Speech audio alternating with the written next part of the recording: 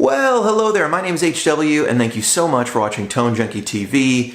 If you're signed up to get those Tone Junkie emails where we give away all sorts of free profiles and stuff, you probably saw 2 free Match Spit profiles in the emails yesterday. It's from our latest release, the Match Spit Kemper Profile Pack. I know, we're so creative with the names. If you're not signed up, you can sign up at tonejunkistore.com, but on to the profiles. First up, here is the Match Spit M2.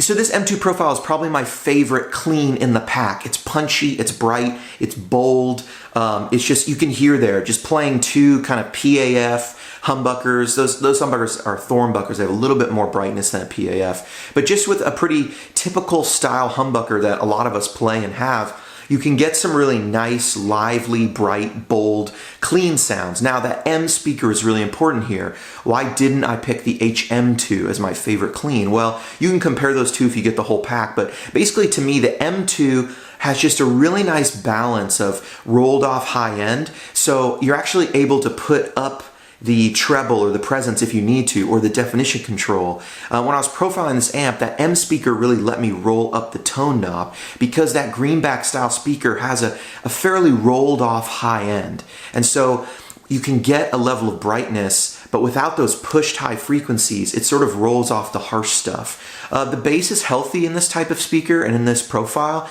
You're not going to find it too round or too bellowy, but you are going to find enough definition where your low notes come through. And I would even say the low is fairly punchy. M2. Here is it with the hollow body, and you can see sort of a more mellow version of that tone.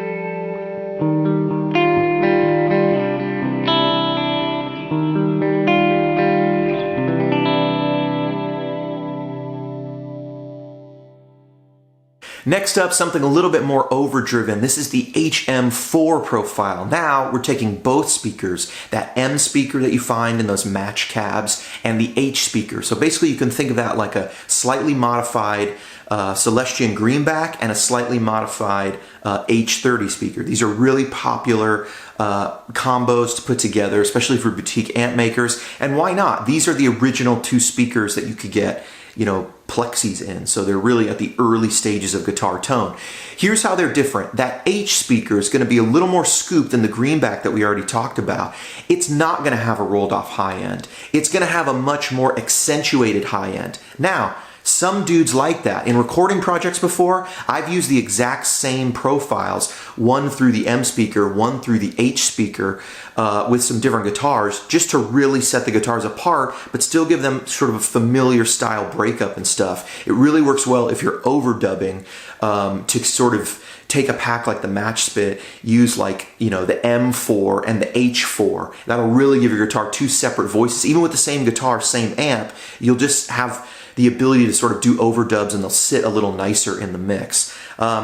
They won't get on top of each other. But this HM speaker combines both of those. This HM profile combines both of those speakers into one. So you're getting a more pushed high end, but you're also getting sort of the mid-range of the greenbacks. And then in the low end, to me the low end is a little bit not quite as round as the M speaker. You get a little bit more punch from that H30. So kind of think of this as like the M sound, but we're adding highs and lows sort of on top of it. And we're really pushing the high end where the M speaker rolls it off. I really love this sound, HM4, because to me this is the amp not quite at noon on the gain, but a little bit higher than that. So think like 1:30, maybe even 2 o'clock.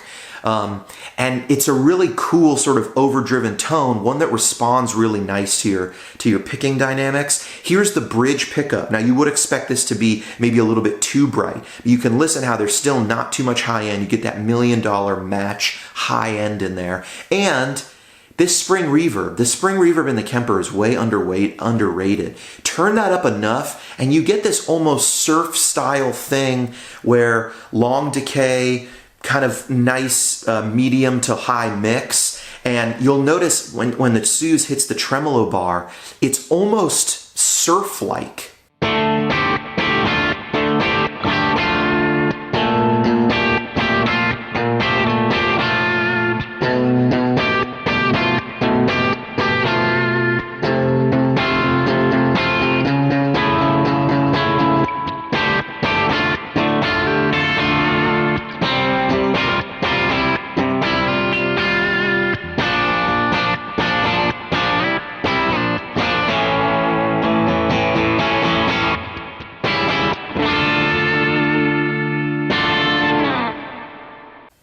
And here's another clip of that HM4, but now through an original 1964 Guild Starfire 4. This thing is an incredible guitar. You saw it in a previous clip a minute ago, but I got to do a video on this guitar. It is really stellar, really killer.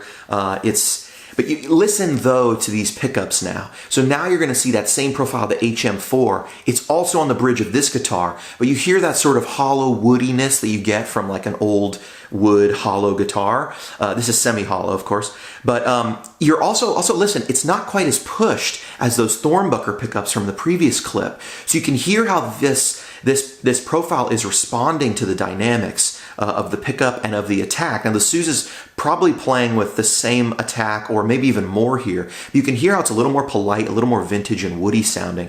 And also you're going to notice in both of these clips, even though the high ends come down a little bit with these pickups compared to that Telly, Sir Telly with the Thornbucker pickups in it, this hollow body, it doesn't sound dark, but this is where, because these pickups don't have as much high end, I enjoy the H speaker in these HM profiles, pushing that high end up a little bit. One of the things to notice about both of these clips with the HM4, there's no harshness in the high end. I don't know what you're listening on, but as long as you're not listening on some crummy set of speakers, these are like punchy, nice, clean profiles in terms of how they're captured, in terms of just sort of the EQ. They're very pleasing to the ear. They're full, mid-rangey, but there's enough high end there. And even when you throw it on the bridge, it just sort of galvanizes that high end and the mid-range together. And that's kind of what the Match sound is. So hope you guys have enjoyed this. Here's that HM4 with the hollow body.